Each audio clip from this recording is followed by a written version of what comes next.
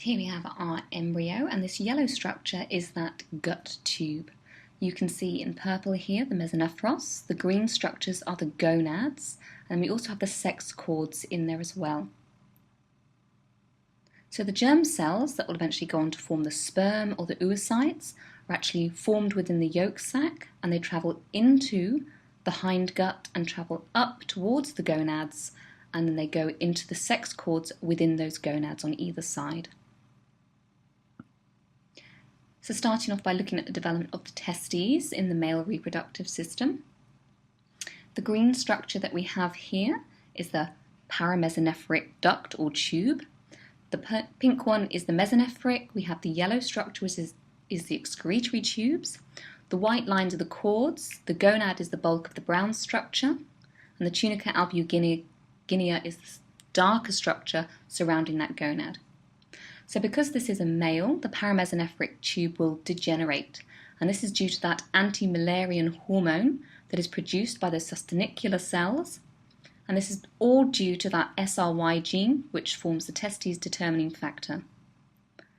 The excretory tubes start to degenerate, and those primitive sex cords become U-shaped, and they attach onto the excretory tubes. The orange dots that are very, very small that you can see are those primitive germ cells. The gonad itself becomes rounder and shorter and starts to look more like a testes. We then have the mesonephric tube, which elongates, and it's actually the testes descending that causes the tube to become superior to the testes. The tube will also form the epididymis as well, and some other ducts. The seminiferous vesicle is starting to bud off, and the tunica albuginea invaginates inwards, sectioning off those testicular cords. So now looking at the development of the ovary, so this is in the female reproductive system. We start off with exactly the same structure, so this is the indifferent stage. This is when males and females are identical, and it's due to that SRY gene in the males that we have the differences in the sexes. So we start off with exactly the same structures. And again, the excretory tubes start to degenerate, so that's those yellow structures. The cortical tubes develop. The primitive sex cords will actually be broken up into irregular clusters and are replaced by the ovarian medulla. So you can see these cell clusters here. The orange dots in the middle are again those germ cells, so these will go on to form the oocytes. The excretory ducts disappear altogether.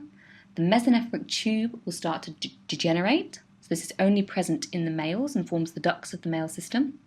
In the female, it's the paramesonephric duct that remains, so that green structure. The gonad then starts to become more rounded like an ovary. The ovary is suspended by a number of different ligaments. The paramesonephric duct itself becomes hollow because this is where that oocyte will be captured, and it will flow down the fallopian tube towards the uterus. So looking at the development of the uterus, this is sticking with the female reproductive system. The uterus is actually formed off of those paramesonephric ducts, which are joined together.